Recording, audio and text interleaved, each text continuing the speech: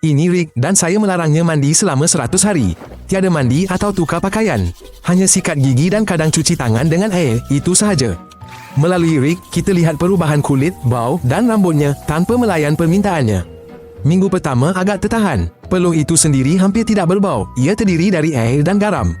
Bau timbul bila bakteria memproses peluh dan minyak menjadi bahan berbau. Lapisan asid nipis pada kulit Rick adalah perlindungan semula jadi, ia masih ada dan menghalang mikroorganisma berlebihan. Rambut cepat berminyak dan hilang bentuk, muka pula berkilat berminyak, tapi Rick belum berbau busuk dan masih boleh berdiri dekatnya. Menjelang minggu kedua, liang kulit Rick tersumbat dengan campuran sebum, debu dan sel kulit mati. Kemerahan dan keradangan muncul di kawasan yang bergesa dengan tali pinggang dan kola, semuanya mula gatal. Kotoran di bawah kuku semakin gelap, mudah berpindah ke muka apabila Rick menyentuh kulitnya.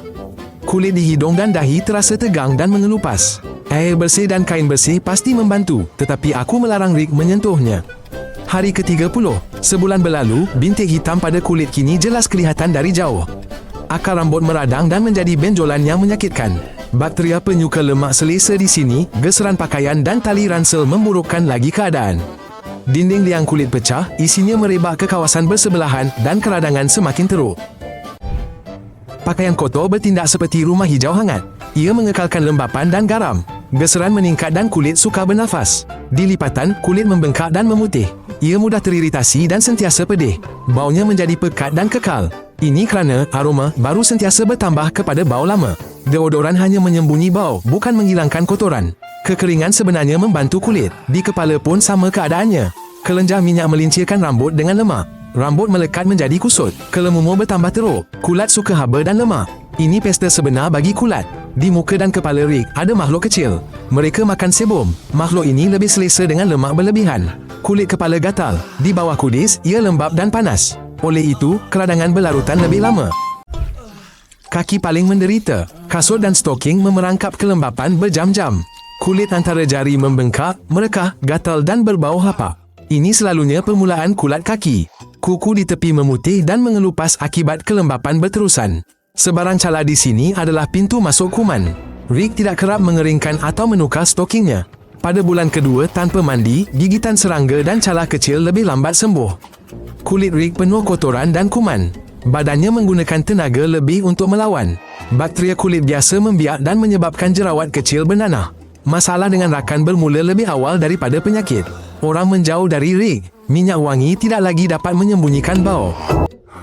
Sudah masuk bulan ketiga tanpa mandi. Rick sudah seperti manusia gua. Rambutnya kusut, janggutnya penuh sisa makanan. Bajunya kotor berkerak, seluarnya kaku seperti paip.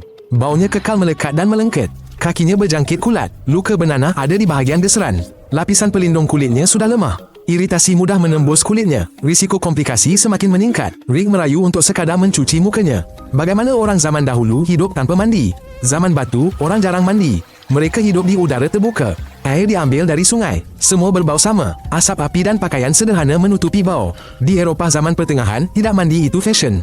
Malah ia dianggap berbahaya. Semasa wabak, orang percaya air panas membuka badan kepada penyakit. Mandi awam dianggap bahaya dan berdosa. Jadi, mereka hanya tukar pakaian dan pakai minyak wangi.